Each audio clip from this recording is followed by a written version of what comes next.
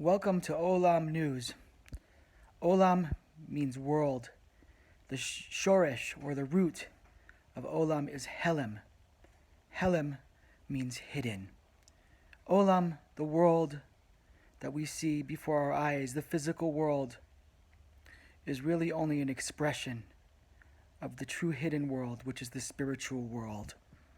And when we are physically healthy, it is a sign of spiritual health. When there are blemishes or deficiencies spiritually, the physical world is expressed with deficiencies. There used to be a book, a holy book, called the Book of Healing. It was hidden. It was called the Sefer HaRefuah. And this book taught people, due to certain ailments, that spiritually there were deficiencies or improvements that needed to be made in order to cure those ailments. People were relying on this book and not truly changing their ways, and with a spiritual mind in mind, the book was hidden in order that people should look into their actions and try and rectify things which have been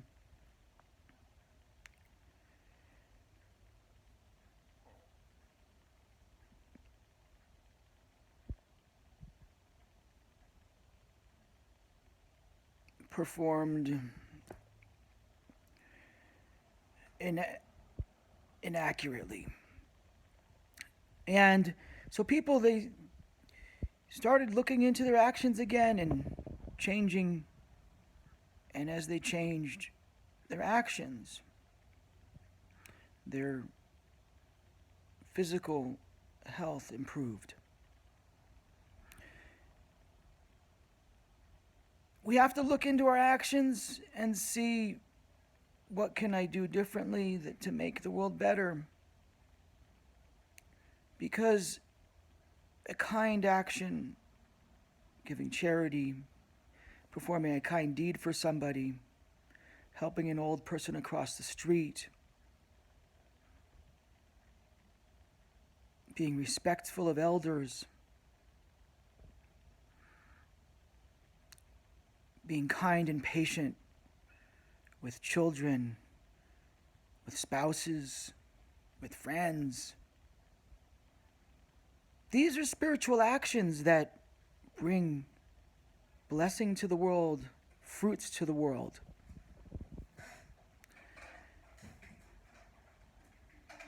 We are not camels. That's obvious.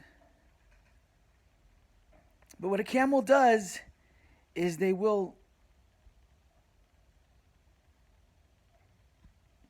go through the desert for 30 days without water, without food. They're fairly independent. They don't need much in the desert. We are much more needy. And so, as you see what's going on, people are shopping, clearing off the shelves. If you live in a populated area, the shelves in the stores are pretty clear. You have to go in early to shop for your food. People, you might say, are saving up for next winter in a very enthusiastic way.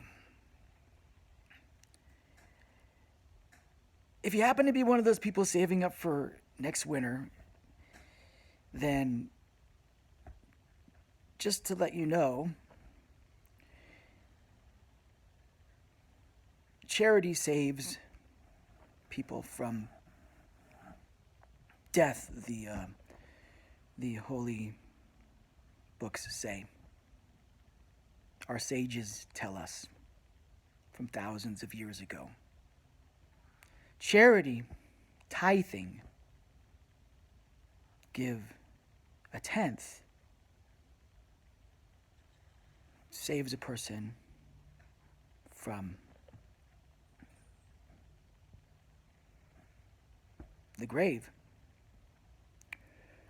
One of the secrets that many people have tapped into over the many thousands of years is still real today. And the reason is because we look out into the world and we see the physical world and we see things have changed physically. There's technology, there's new modern construction, all sorts of inventions. But the truth of the matter is that the spiritual world has not changed. So the lessons from thousands of years ago still apply today. And if you want those blessings, if you want that protection, you have to learn from history. You have to learn from the lessons that have been passed down. So if you happen to be saving up for next winter, it would be a very good idea to take a tenth, if it's not going to break your bank account, a tenth of things you've saved up for next winter and give it away to somebody who needs it. And that will be well for you. Whoever's listening to this, and you're wondering, why now am I talking? It's because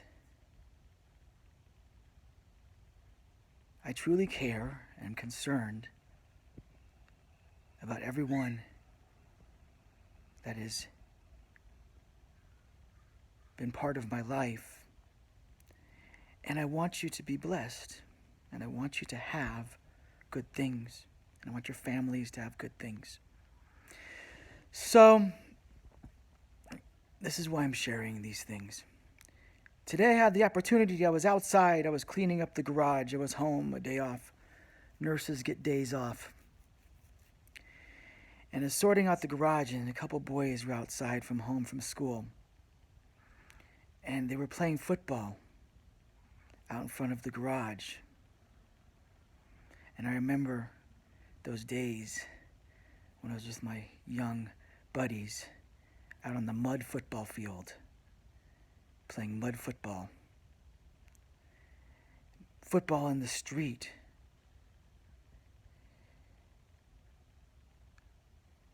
American football. And also international football. And today I got an opportunity. A couple boys were throwing the football, and I joined in. I was throwing the football with them. And I was getting such an incredible amount of pleasure and peace from that small experience. Take your friends, your children, and show them what life can be without technology. Technology is that separating factor that has been for decades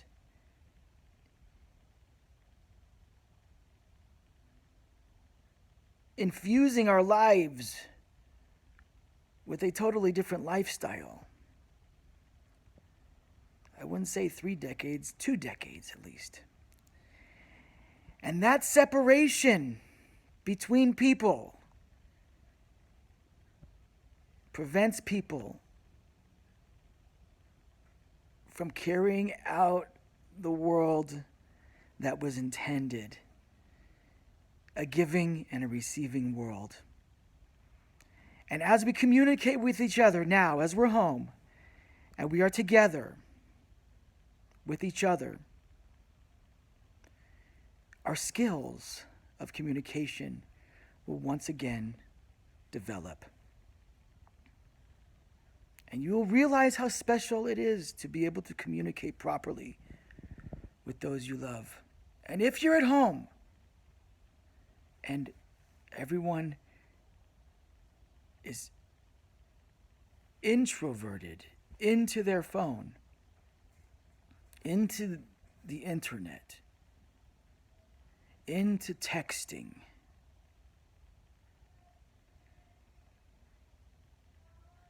then you're missing the point of what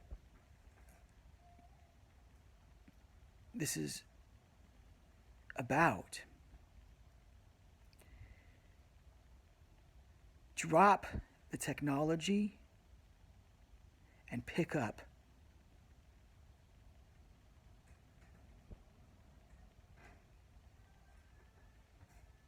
where we left off.